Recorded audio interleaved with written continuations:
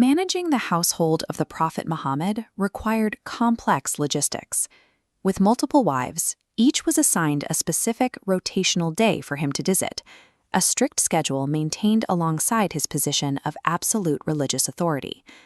Looking at this historical view of the harbor of Alexandria, we can trace the origin of a new variable that disrupted this carefully managed order, a young Egyptian woman named Mariyah Al-Qibtiyah.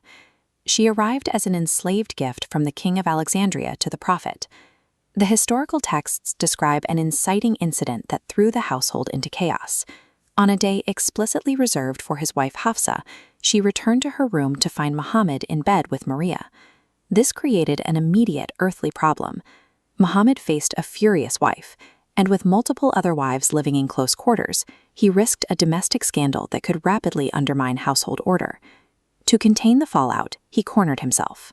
Muhammad swore an oath to Hafsa that he would never touch Mariyah again, demanding only that Hafsa keep the incident entirely secret.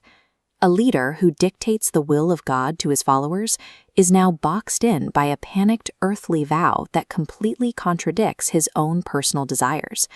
That earthly agreement broke down almost immediately. Hafsa divulged the secret to another wife, Aisha. In response, Muhammad abandoned his vow of abstinence from Mariyah. To resolve the broken oath, texts point to divine intervention.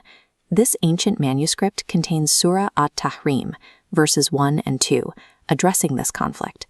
The text explicitly states Allah dissolves the oath, providing a mandate overruling Muhammad's earthly promise. With the oath dissolved, Muhammad still had to confront a terrified Hafsa about her broken promise. This raised an uncomfortable question. How exactly did he discover she had been gossiping in private? According to Surah At-Tahrim, verse 3, Allah acted directly as an informant, transmitting his wife's private conversations back to the prophet. Here, revelation serves a highly specific purpose. It provides a way to manage a domestic dispute, removing barriers of personal accountability. The situation quickly escalated into a collective rebellion. United in their frustration over Mariyah, the wives coordinated their anger, giving the prophet the silent treatment upon his return from morning prayers. To crush this unified dissent, a theological ultimatum was deployed.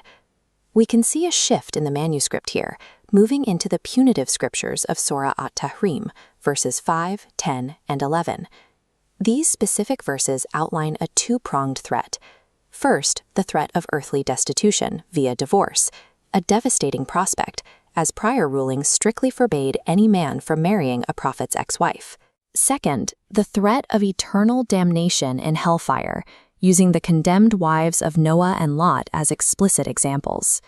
Terrified by the prospect of starvation and eternal punishment, the wives capitulated and begged for forgiveness.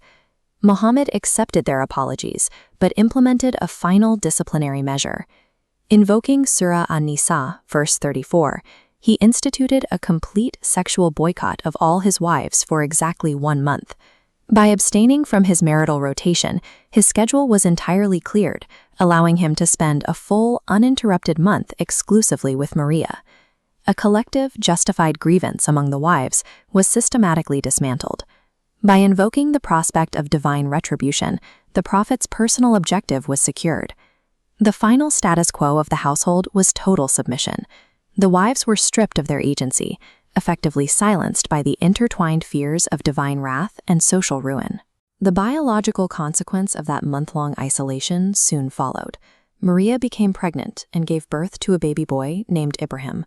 Securing a male heir was something the prophet deeply desired, a milestone that none of his 9 other resident wives had been able to provide for him.